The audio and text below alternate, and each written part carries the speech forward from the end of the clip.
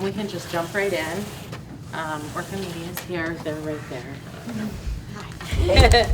I know it's awkward when it's just two of you. Mostly, I thought that we could give parents an opportunity to share their experiences and then what they might want for their students and might want to see in our curriculum.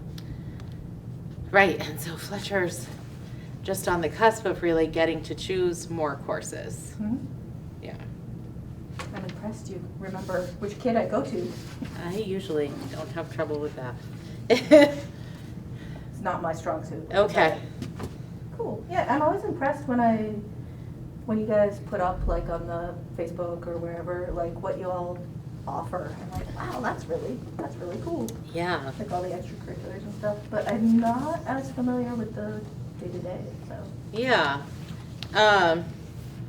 So the day-to-day at the 9th grade level includes, similar to middle school, your social studies, English, science, and math.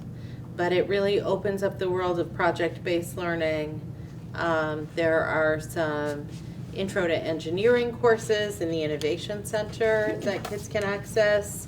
And really after or just before April break, the updated course catalog for this year will go home, but you have to ask your child to take it out of their backpack. I don't know how your child does with that. Mine was not great about it. Even when I'm like, did you bring anything home? I Right. look at or sign, and they'll go, no. Yeah. And then like weeks later, I'll find They it. go doing their own thing.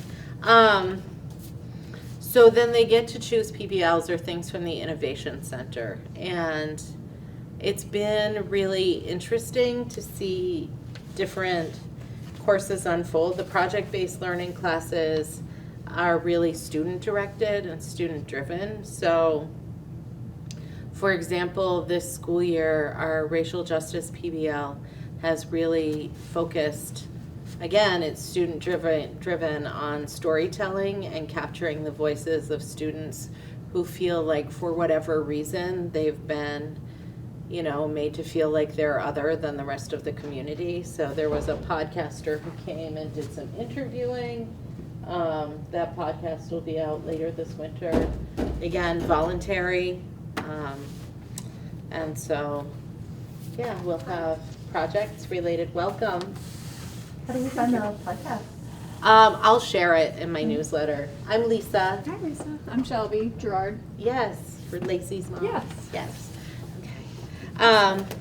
So we just are jumping in to look at the course catalog and then talk about what you might want to see in our offerings. So as I was just explaining that we try to finalize the course catalog in between February break and the middle of March. And then just before April break, we'll send home course catalogs with students. Our school counselors will push into classes. So for 8th graders, Kayla usually will push into science class. They all take science. And then share what we have to offer, and students will develop a 4-year plan based on their interests at the time. I mean, obviously they're flexible. Yep. And so they sort of, dig into the course catalog with some purpose. That's the goal anyway, so that they familiarize themselves with the offerings. And they should, at that time, be sharing materials with their families so that you can have some input. Cool. Um, Is this something that happens with or had happened within the middle school too? Because I don't remember. Yeah, her with ever not so doing much anything. with the middle school. Students will share their interests and get signed up to different electives, but we have so many fewer electives at the middle school level. Yeah. At the high school level, things really open up. Sweet. It is a little bit frustrating for kids sometimes because we still have a system that's set up so that grades 9 and 10 are fairly prescriptive, and then 11 and 12 you really get to take advantage of the flexible pathways that are available. So, I can be quiet and give you some time to look at all of this if you haven't yet, or if you have questions right away, I'm happy to answer them. Don't know if it's covered, I'm only partway through, but I hear that y'all used to offer, not necessarily like a whole course, actually I don't know how it was laid out, but one of the things was giving credit to kids that went to town meeting day and participated, and I guess there was from what I hear, some sort of, something that tied in with all of that, and. I think at one time, because at the middle level, we do have Ghost Bucks. And over time, it's been Cape Cash or Care Cash. It's our currency related to incentivizing good habits. And so I think that's been the payout in the past, and the social studies classes have offered that. I don't know whether our middle school social studies teachers do offer that right now. I can check in with them. And at various times in 9th grade, where they focus a lot more on civics and U.S. history, they talk to kids about, you know, if you go to town meeting, what did you learn? What did you see? What was surprising or interesting? Right now, our 9th grade U.S. history class is looking at the Constitution and the Articles of Confederation and really exploring what it means to be American from different perspectives. So that's where they're at in their curriculum at this moment. So they'll really be progressing toward looking at systems of government, I think, as we approach town meeting. I think it's true that in 8th grade, they have the choice of, is it 2 electives? Mm-hmm. How does that change? I know you said that 9th and 10th are fairly prescriptive, but did they have more than 2 electives to choose from each of those? So they can have 3. Okay. The state mandates that every middle schooler has to have PE. Yep.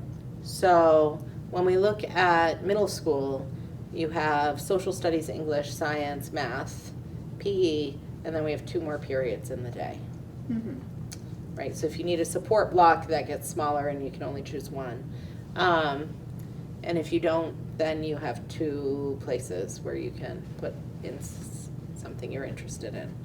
At the high school level, we sometimes have kids who want to defer PE and take it when they're a little bit older, which is okay.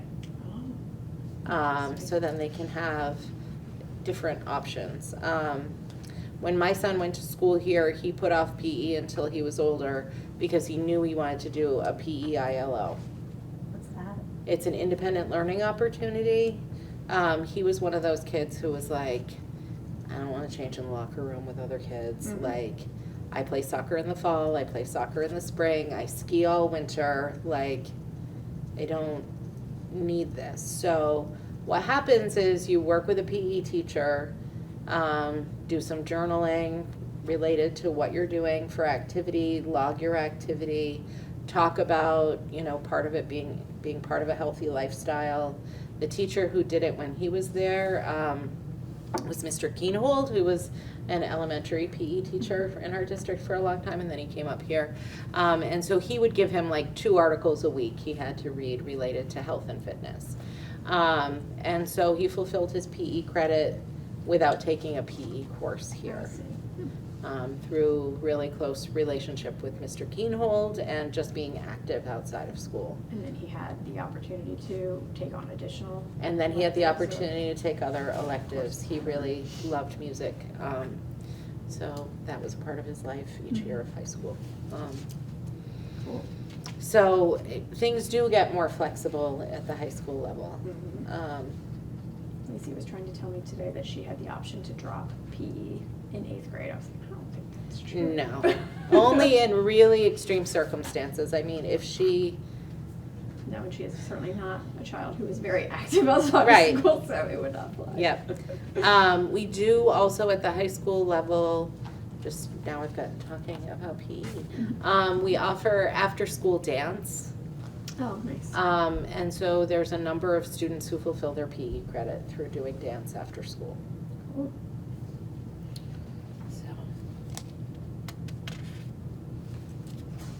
Are there any, I'm not diving into this so deeply right now, but just sort of a random question.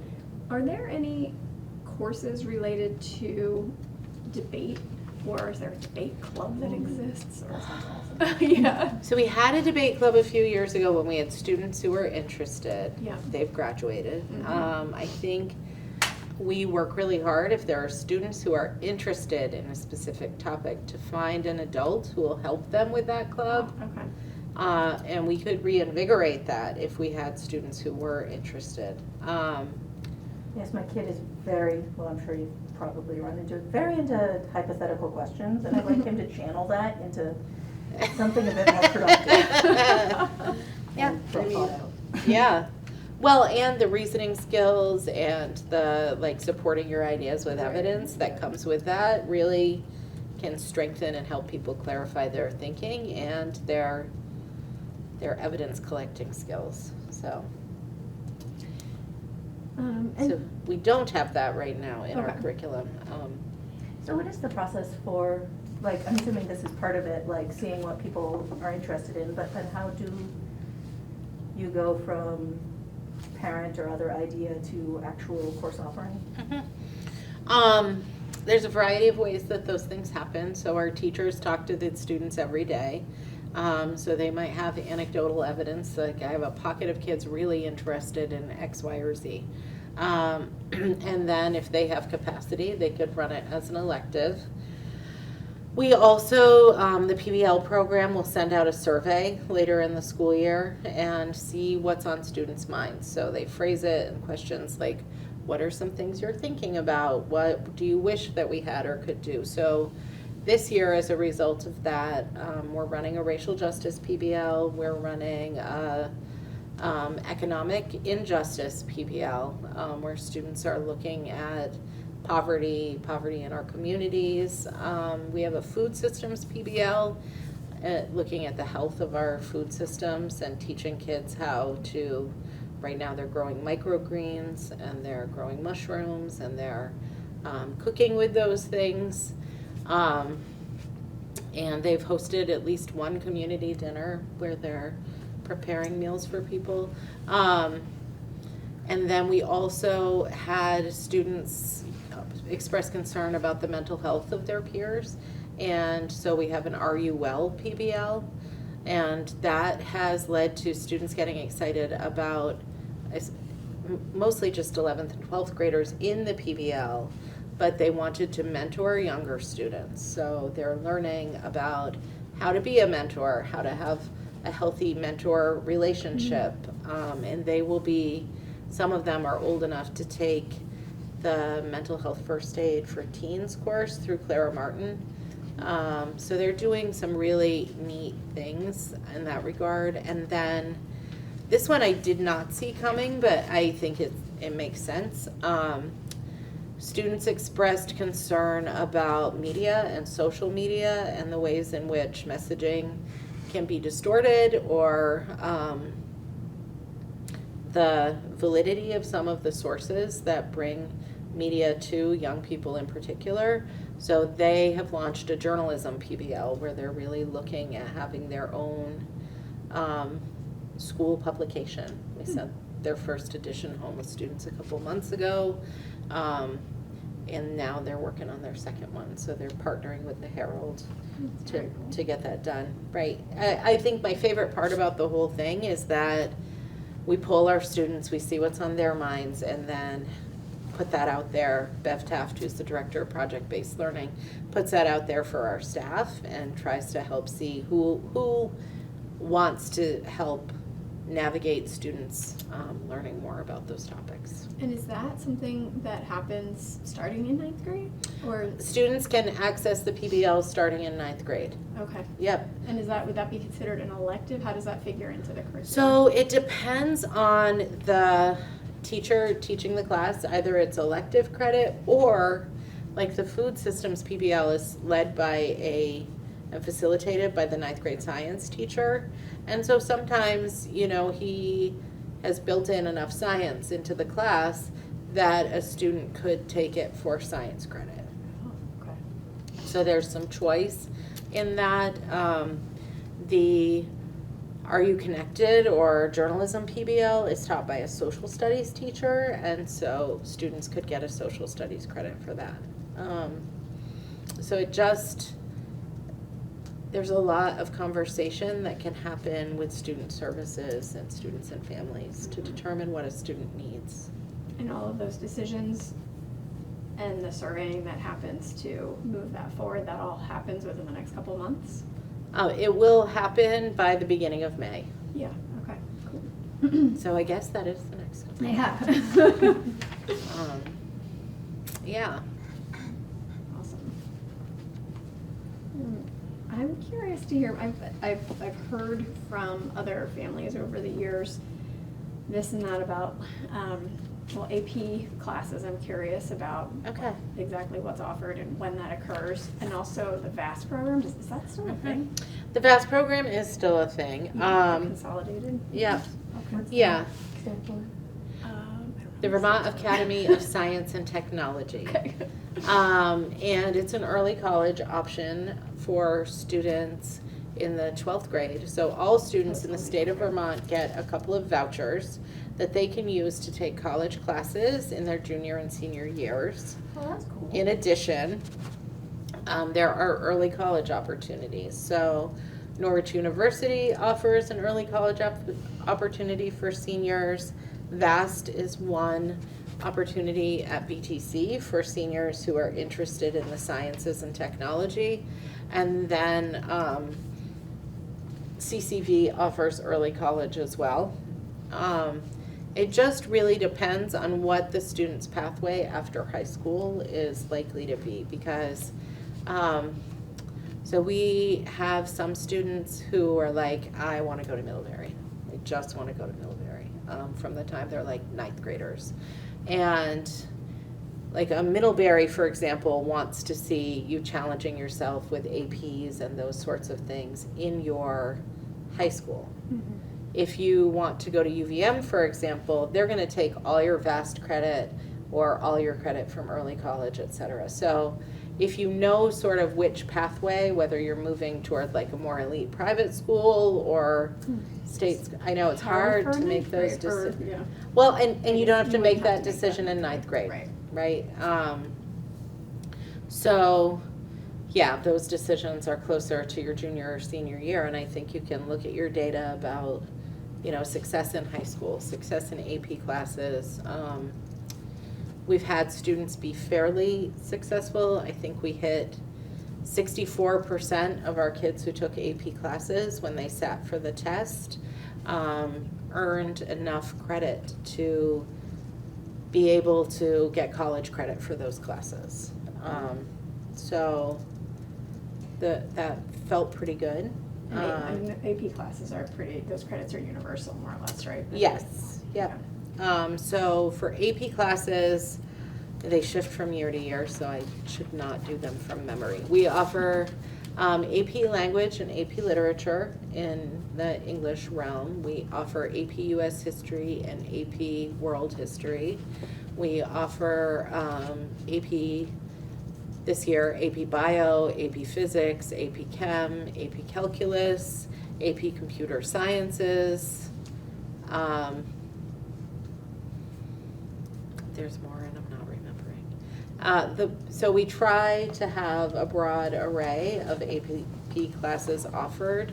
We've been talking with the science department about offering AP Environmental Science because we have a number of students really interested in looking at the biology of our planet. I think that's a natural jumping off place for kids who have taken our marine ecology class or bio with Ms. Shaner, and they spend a lot of time in the Ayers Brook.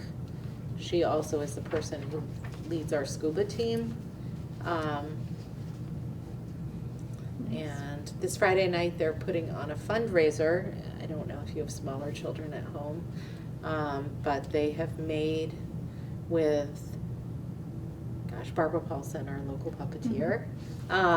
She came in to help them make models out of the sea creatures that they did their in-depth research on. And They have a puppet show they're putting on Friday night, 6:30. Is it here? Yes, right here in the auditorium by donation. And it should be really fun and exciting.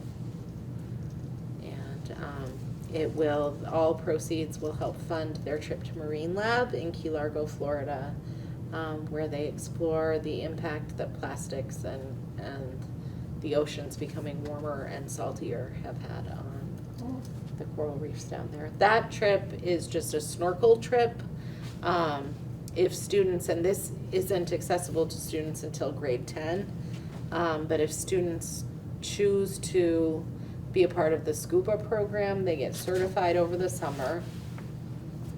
And then last year, they went for a week and lived on a boat in Bermuda.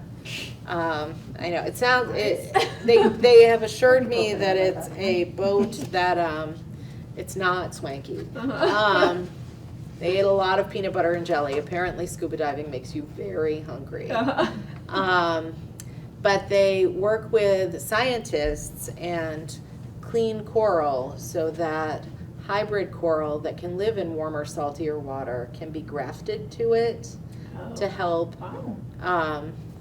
make the reef more habitable for all the species there and more durable. So That's cool. it's really cool.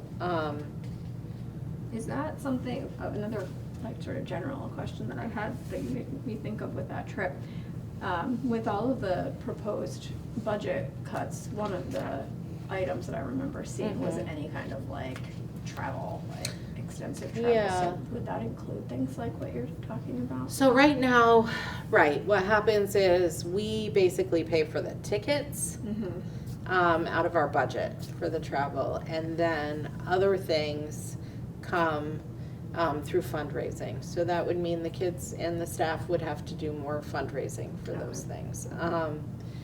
Already, one of our staff members, in anticipation of that, has written a grant and gotten a sizable donation. So they're working on that already. So it'll just be a little more challenging. Typically, I think what happens is the scuba group will come together as a team and they'll fundraise. Yeah. So that's my hope anyway. I hope that doesn't mean the end of world travel. That wasn't our intention. Yeah. It was just, Funding from outside. right, funding from outside and looking at different ways that we can move forward. Right. I think the deeper cuts come if that first budget were to fail, then we, yeah. I have more questions, but I feel like I am taking up a lot of space. No, you're great. I like other people talking. Okay. You're asking great questions. All right, well, you jump in. You're asking a lot of the ones that I had, so this is Okay. much more efficient. Just so that when I dig into this all later and I'm understanding what I'm reading here, is it the case that, for example, integrated science 1, 2, 3, does that correlate to 9th, 10th, 11th grade? Yes. Okay, and these are all 1 year, full year course. Yes. Okay. Yep, they're all full year courses. Right, so 9th grade focuses more heavily on the earth sciences. 10th grade focuses more heavily on biology. And then 11th grade, IGS gets a little more deeply into chemistry. But they could choose to take space physics Yes. as an elective, or would that be in addition to, like, is chemistry a requirement? So the integrated science, because there's so much, like biology right now is focusing on like the chemistry that exists in different bodies and plants and those sorts of things. So it just integrates, let me turn to where science is. So it's more integrated in a practical way.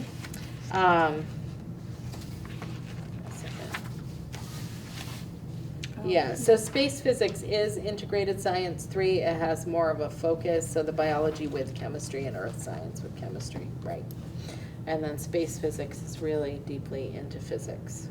And but is that That's an integrated elective, science or stream. is that No, everyone takes that's that? everyone takes Okay, that. and that's Yep. only a semester, which is Right. half the year, or is that? Yes, so science, you need 2.5 credits. We find that most students will take additional sciences, whether Mhm. it's through the Innovation Center or computer-based sciences, which we offer. So the mandate is 2.5, but it's a rare student who just takes their 2.5. And is each class one credit? Yes. Is that- Okay. Yep. All right, got it. Typically, a typical student will reach their senior year needing only an English credit to graduate. Oh, really? But we do require our seniors they can have one free period, and students who are taking AP classes can have, because we used to double block AP classes to give more time because the content is so prescriptive Mhm. and covers so much. So students are able to take a free period if they're taking one of those really content-heavy APs. Gotcha. So that they have time to work here in the media center, or if they have permission from their family to leave campus, get the work done elsewhere. But in general, we like our juniors and seniors to be here. I think, the Are You Well PBL couldn't happen if all our 11th and 12th graders were leaving campus all the Mhm. time. Yep. Yeah, that's part of the reason I've always felt kind of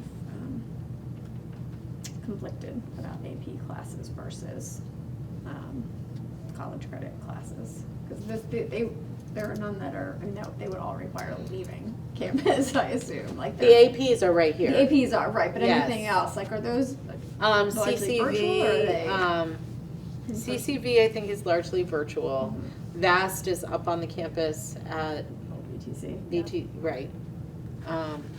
Norwich is on the Norwich campus. But we do offer students dual enrollment courses, or they can take a class or two at VTVLC, and with teacher support. So for example, we have a group of students right now taking Japanese through VTVLC because that's not a class we offer here. And Katie Vincent Roller, or the kids refer to her as KVR,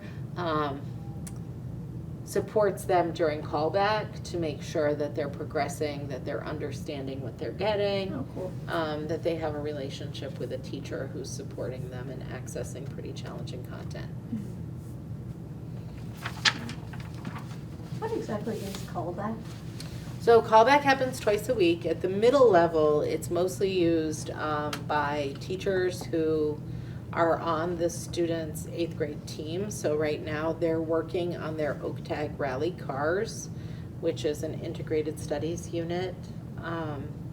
So they have to design and build cars out of OCTAG dowels, little wooden wheels, etc. And then they will race them, which gets very loud. A lot of cheering.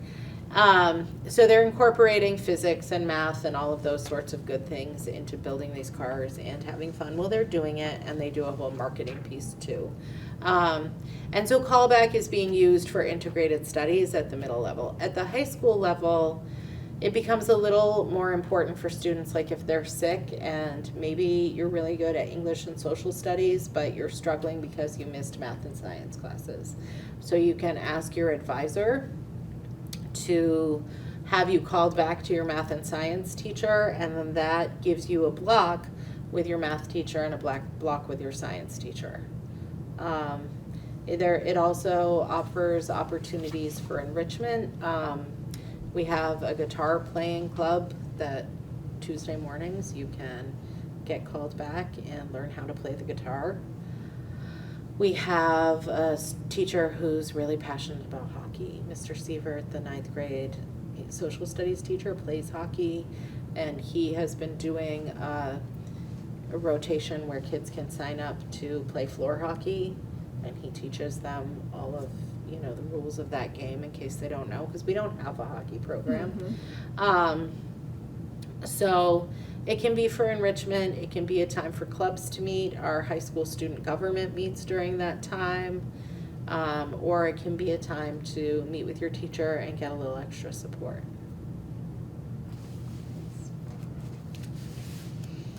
But at the middle level, sometimes students just don't really know what they need completely, and Mhm. so the grade level teams take a lot more of a heavy hand in planning it.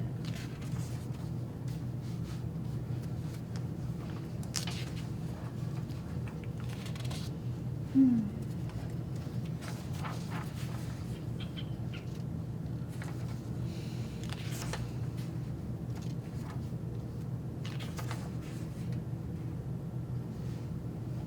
And you don't know currently if what's being offered this year for PBLs will be offered again next year, or is that kind of?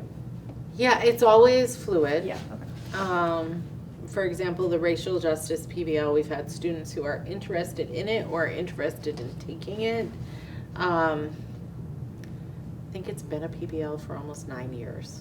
Oh, wow.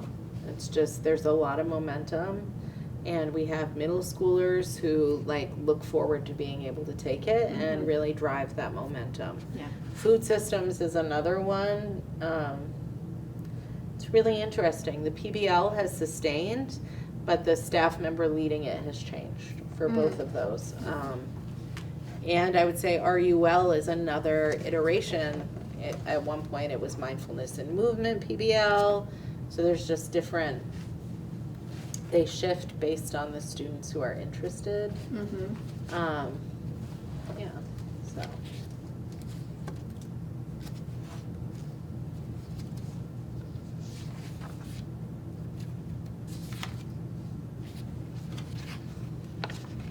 We're on page 17.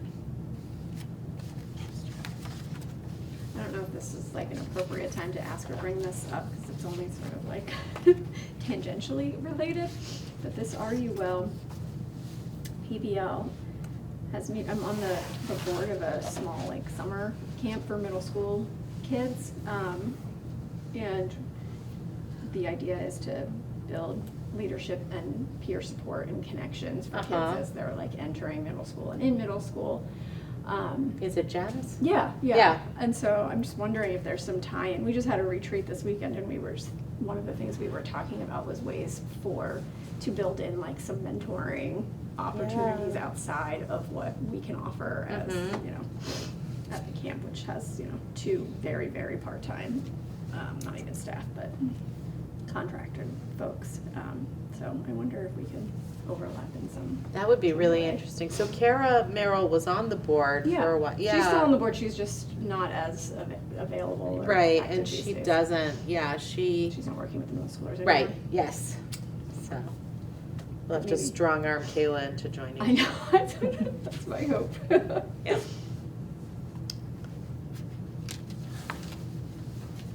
I think that programs have really positive impact over time. Yeah, I'm really happy to be part of it. Are there, outside of like the normal kinds of, well, I guess is going back to AP classes for a second, is that something that kids need to be, like, do they need to test into it? Do they need to get a teacher recommendation? How do they get placed there? That's not what the college board wants us to do at this point in time, and it's Okay. not considered the best practice. So that's really a challenge by choice kind of Okay. model. Okay. We wouldn't recommend the student to take on that challenge if we could anticipate that. I mean, if they had struggled across the board and then suddenly they were like, I want to jump into the world of AP. Yeah. We'd have a conversation with them and their family, and maybe there's like new maturity and they're really interested, or maybe their friends were going and they felt left behind, and that's not a great path for them. But ultimately, students can choose to opt in. Okay. And there's no free recs outside of what the requirements are. Right, it's mostly, teacher recommendation, student interest, family willingness to support it, Yeah. and thinking about each individual's readiness. Yeah. So, for example, we had a science department meeting this afternoon, and we were talking about the potential for the environmental science AP class. And we were talking about whether we would say you had to be in 10th grade or higher to take that, or just juniors and seniors. Because there has to be some fundamental knowledge of biology when you go into it, or the planet. So what it came down to is there are really strong science students in our current 9th grade. There's really strong science students in the 10th grade. And next year they'll be that much more mature. Mm-hmm. So if they feel ready for that challenge, we have students who jump in and then they get to the add drop period and they say, this is way too much, I'm really overwhelmed. And they can jump out without penalty. Or we had an AP class this summer. They usually come with some summer homework. Mm-hmm. And the students who choose not to do that homework, get to work with the school counselors to schedule into something else that makes sense for them, because you do have to be motivated. They move at a fast pace that's dictated by the college board. We pay for the test, so the kids are expected to sit for the test if they take the class. Okay. So, but there's not the traditional prerequisites. Like Okay. when I was in school, there were prerequisites Yeah, that's what I for recall. everything. Mm. It felt like. So you had to be much more strategic about picking classes. Things have shifted in a direction of really prioritizing flexible pathways for students. So the tech center opens up as an option. Really, 9th grade is the earliest, with pre-tech, which is a program that allows students to rotate through all of the programs and think about what might be best for them. Oh, that's cool. We really recommend that students do that in their 10th grade year if they know they're going to go to the tech center but they're undecided about which program. It gives them an immersive experience with embedded credits, so they still, matriculate with their peers, and then they have better information to make a decision about which program they might want to go into. If a kid did that in 10th grade, would that stand in the way of them, like, not going to the tech school for 11th, 12th? No. That would. Nope. They can go for all three. If they do pre-tech, they can still go for 2 years in their junior and senior year. Often, seniors will do a co-op program, or they'll use those dual enrollment vouchers to take a college class at VTC. Vermont University. Still, I've got 50 years of experience calling it one thing. They still have plenty of open doors, and they also can come back. One thing that's been interesting is that there are some students who really know what they want to do. They'll do pre-tech or figure out what they want to do in pre-tech, go to tech, and then they want to spend their senior year back at RU with their peers. And that can happen too.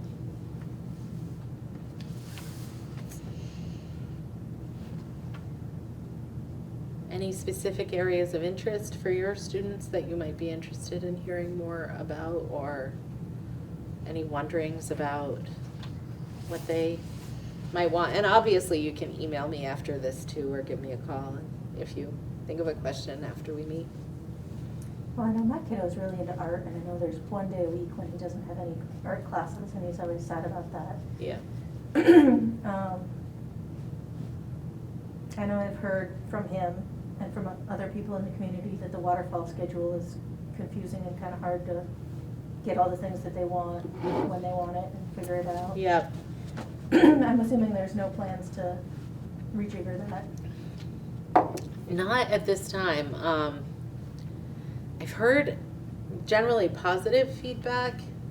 So we should have a conversation if he has negative feedback about it. I think once students get in the groove of doing it, it works better for them. And part of the reason, so that was a PBL-driven project in the 2019-2020 school year, so they never got to implement their project.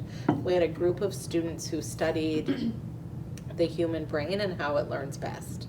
And what they found was that that people's brains go through times of having plenty of energy and availability for thought, and then times when you have a little bit of a slump.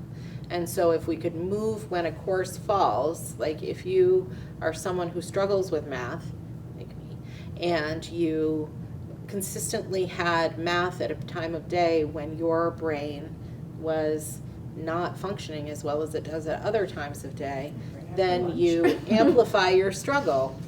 So if you could rotate when classes occur, then you would give people an equal opportunity to access their education. So they went to Dartmouth, where they have a learning brain lab that's focused just on how human brains access information, which was fascinating.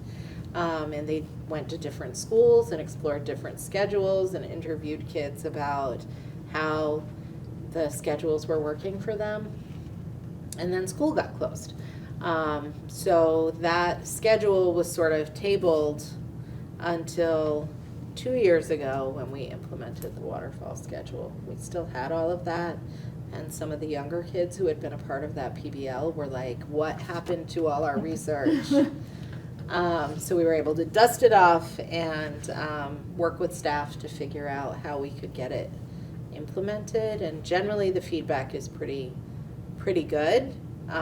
But I can see how it's a challenge. It's a challenge for me when people want to schedule a meeting with me and they'll say it's during F block on Wednesday, and I still have to like get out my schedule and look at what time that falls on a Wednesday.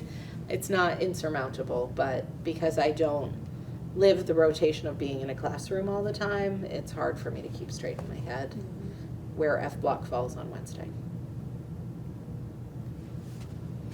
So that's the rationale behind why we have that, but I can see where it's a challenge. Appreciate that backstory. That's very interesting and really cool. The school responded. I've heard that before, so Yeah. is it not that well known, or? We advertised it when we were going to change the schedule. We had a forum, we talked about it. The kids actually proposed a full waterfall schedule. The 2 static blocks are because we have students at the tech center who need to access driver's education, etc. And so their school day doesn't start until 9. So that allows them to take driver's ed or take a class that they need to take here and then go start their day at the tech center without interrupting their program through the waterfall. And there are other classes like world languages, for example, or some math-based classes that if you struggle with those to learn a new language, or math, which I could argue is in some ways a new language for many people, if you have that every single day, it's helpful to people. So that's why we have 2 static blocks and 5 rotating blocks to try and meet the needs of everybody. But the kids in the PBL initially proposed a 7-day waterfall. So we would have a reset so it would go into the next week. But the idea was that it would keep waterfalling. So like if you're a person who has a therapy appointment at the same time every week, you wouldn't hit the same block for 5 weeks, I believe is the statistic they presented. Rather than, and right now we haven't gotten around that, if you have a Tuesday appointment at 1 p.m., you will always miss the same period at school.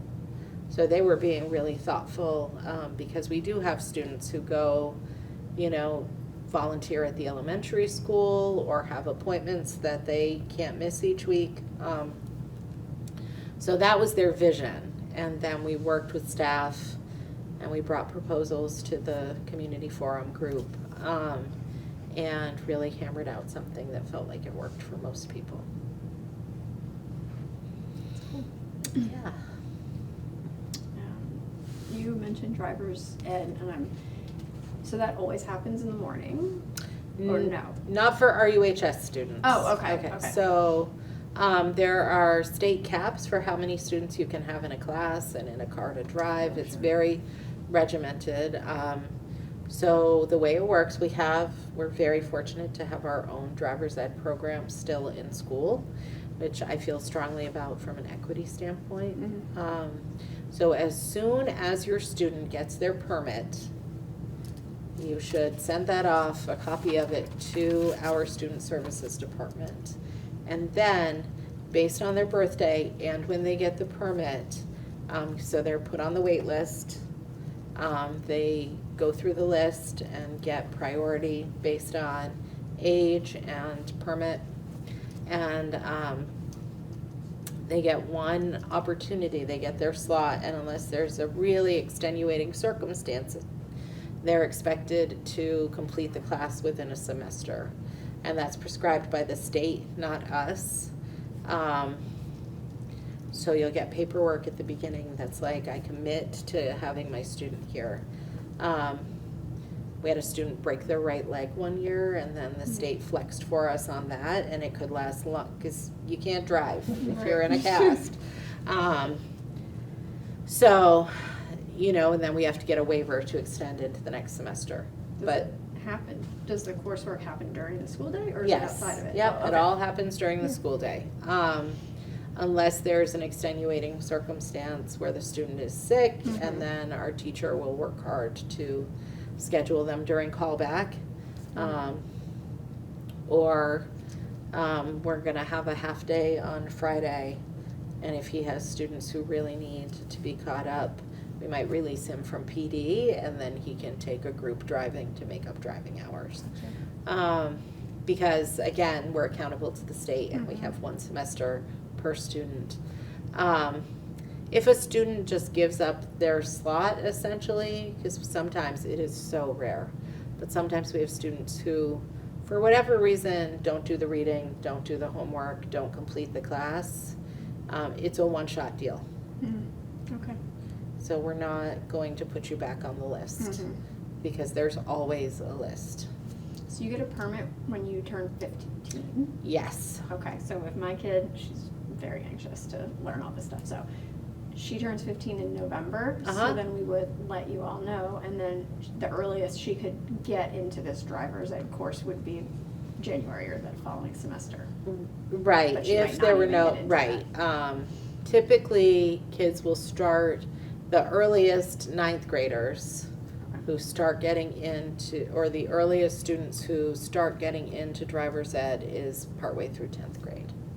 Oh, wow, So okay. it's usually, there are anomalies, but that's generally what we see, just based on when people's birthdays fall, when they get their permits, and when the wait list Mhm. lets them have access.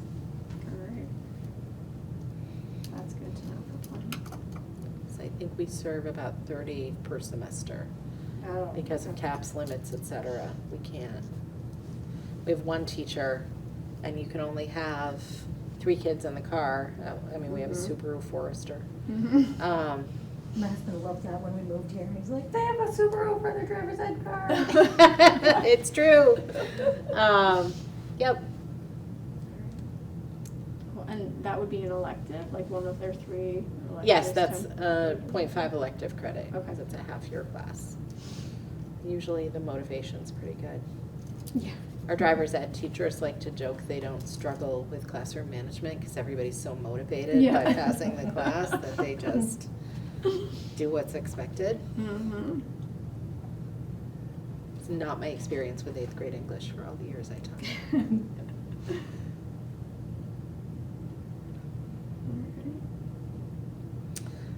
We did have, so our community group felt really strongly that we brought back On Your Own, which people sort of my age who went to high school here would tell you that that was an important part of their education. So we successfully did that last year. It's a graduation requirement for this year's 10th graders. and that teaches about filing your taxes, how to purchase insurance, how to set up, getting a doctor's appointment. A lot of kids nowadays are scared to call somebody on the telephone. So that's pretty real. How to do basic sewing, basic cooking, or nutritious food. So that's through our health program. That's awesome. That is really It's been cool. pretty successful, but that's an example of a parent-driven, Yeah. I yeah. always tell my kids, like, one of the best classes that I took in high school was basic accounting, like learning how to balance a checkbook, which Yeah. isn't really necessary anymore, but, all those sort of money management Right. pieces. Yep, all important. Mhm. So And that's, typing is the other one. yeah, and we don't offer any keyboarding. Most of the kids show up, Yeah, they've already got it down. yep. And really fast with their thumbs often, too. Yeah. Alright,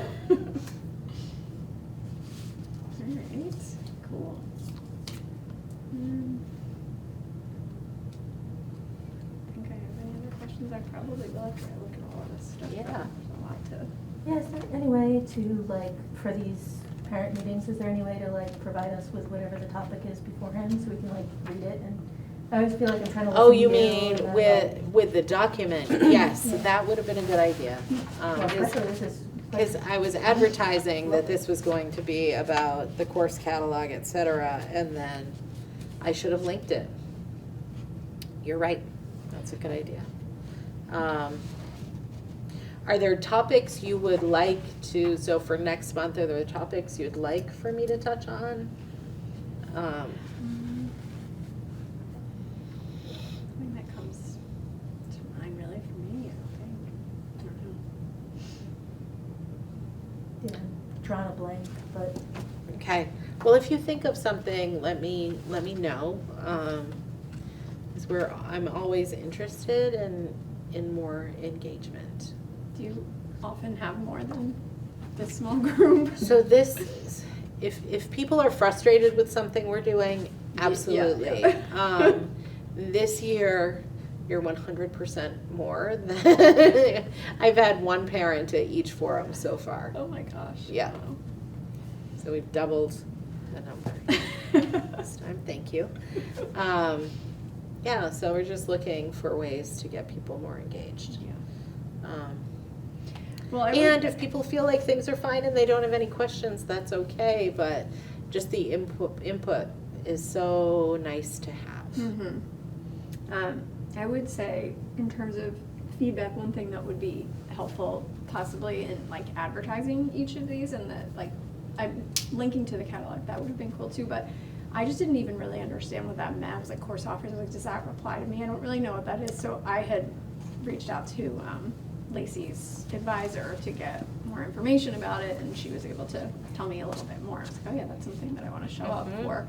So I wonder if other parents who just So like more of a description. yeah, just a little bit. With supporting materials if they're available. Okay, Yeah. I can do that. Yeah, this was great. Okay, well, thank you for coming in. Yeah. Thanks for doing all this. It's fun for me. Yeah, so this is last year's course catalog. Mm-hmm. So we're working on the new one. Does a physical copy like come home with kids, or is it all online?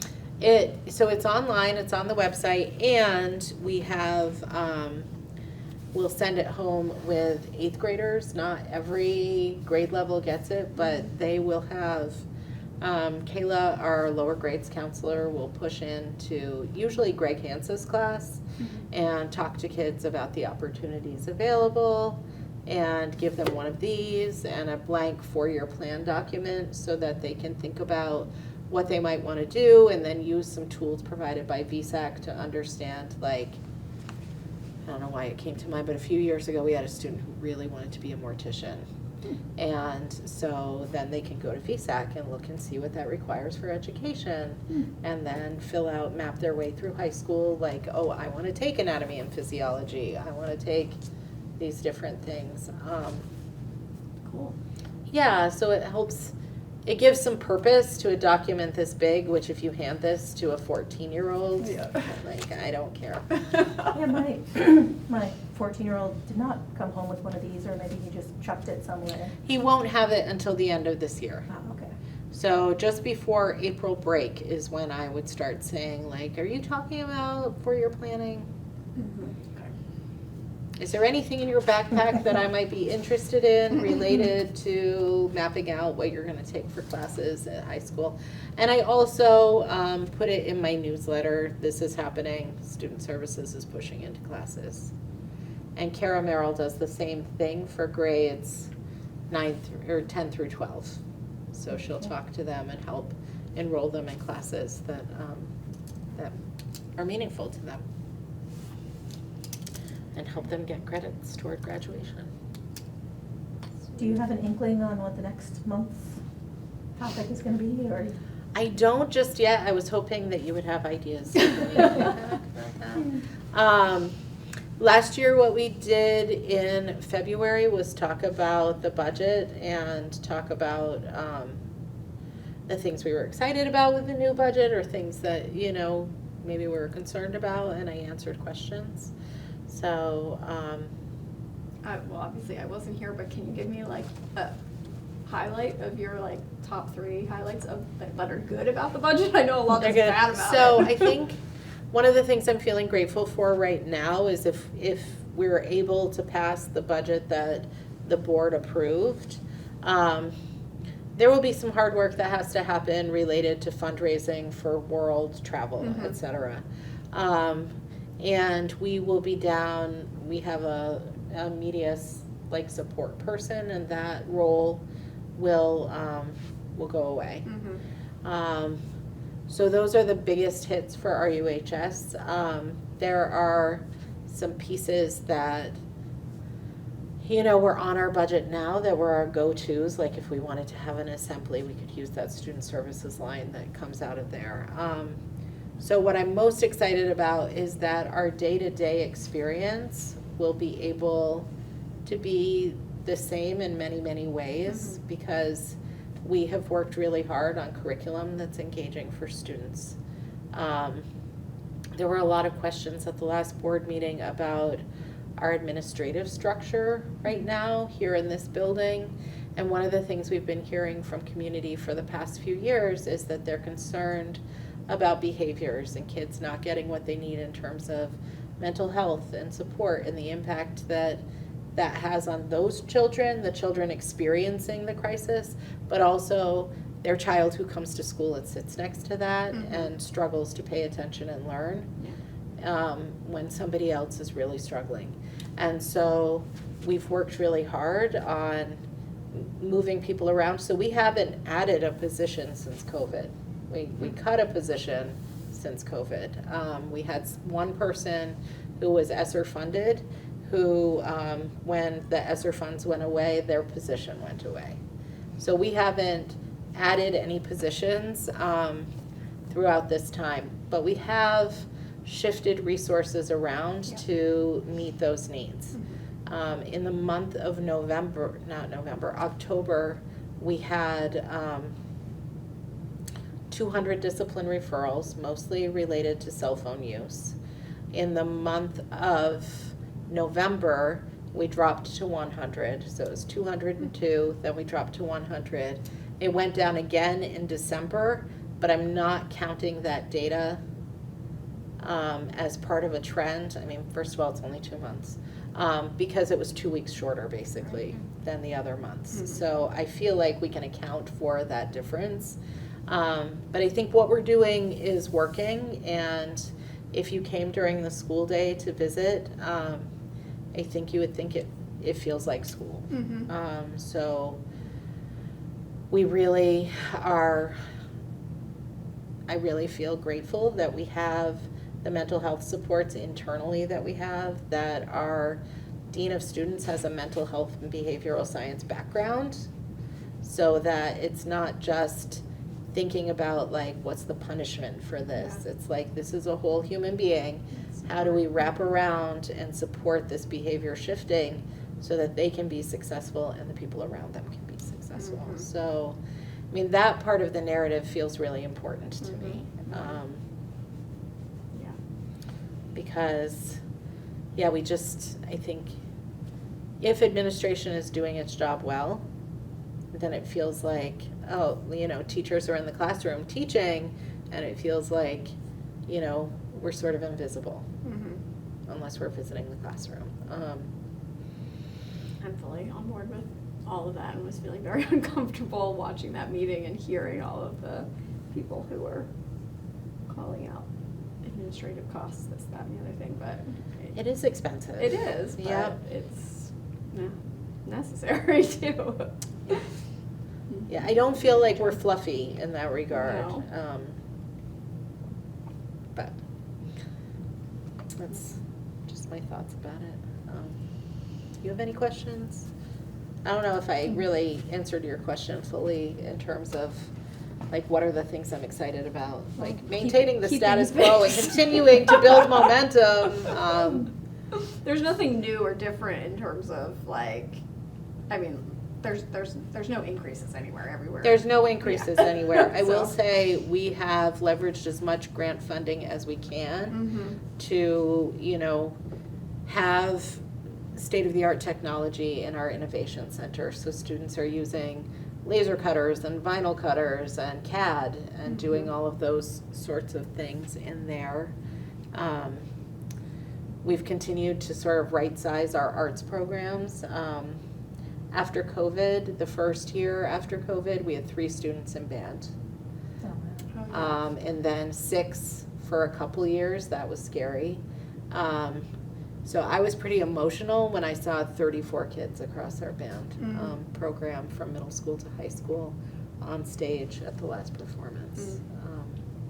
So I think we're moving in a good direction, and I just want to be able to keep moving in that direction. Yeah. So I think students are really getting what they need. Awesome. Can I ask one quick last question? Yeah, of course. And this is not about Lacey, this is about my son, Julian, who is in 5th grade, but he Okay. is an avid soccer player and would really love to play on the middle school soccer team. And I'm just curious, I know that wasn't an option for 6th graders this year, potentially because the middle school team had too many players. Is that, do you have any idea whether or not? Yeah, so we've had a lot of middle school players, and also it becomes really tricky because doesn't Randolph Rec run a program that goes through 6th grade? Yes, they do. Yep. And so it's interesting because it's a fine line of, like, supporting your community and also we had enough students so that we Didn't need that. had big teams. Yeah. My So that kid is makes one it of those hard. people who will just play as much soccer as humanly possible, so he would Uh-huh. probably play on both teams. But Right. the idea of, like, playing Yep. soccer every day is really appealing to him. Right, of course, yes. And something to look forward to. Yeah, exactly. Yeah. So that's information that will just unfold as we get closer as to whether or not. Right, yeah, I that's- mean, sometimes students play up if we need them in order to field a team. But we've really been growing our teams, and we've not really had a need to do Yeah, very okay. much. So, sorry. Well, that's okay. It's good to know sooner than later, I think. Yeah. So what's the media support specialist person doing that will then go poof? Yeah, so the biggest impact of that in many ways is that she, during basketball season, stays late so that students have a place to be after school, so we'll have to think about that. She, supports the day-to-day function of the media center because our media specialist does a lot of teaching about research, pushing into classes, hosting classes here, helping students select books, so the individual can help students select books while the media specialist is teaching. So that's a blow. Is that a position that could be filled by a community volunteer? Is that something that you all are open to, or can you do that? Yeah, I mean, we can have volunteers in the school. We just would need people to volunteer. Yeah. they have to go through the fingerprinting process Mhm. and all of those things, but yes, that's something that we could try to fill with volunteers. Mhm. Yeah, so we're just at the beginning stages of envisioning what that'll be like. Yeah. So. Well, keep my name handy for that. I'm on the board over at the library and I volunteer there weekly. Okay. I had reached out to ask about helping here, but I guess they didn't need it like a year ago. Okay. I asked, so, Well, right, so that may be the case. yeah. Huh. I know my kid spends a lot of time here, so. Yeah, and for many people, this Mm. is, I think for a school our size, it's a really vibrant place. There's a lot of books. If you wanted to take out a cookbook on cookies, you could do that. Or there's a section, Abraham Lincoln. Occasionally we have kids who are like fixated on a historical figure. And there's a lot in this room. So, and I appreciate that. All right, we're at 6:10.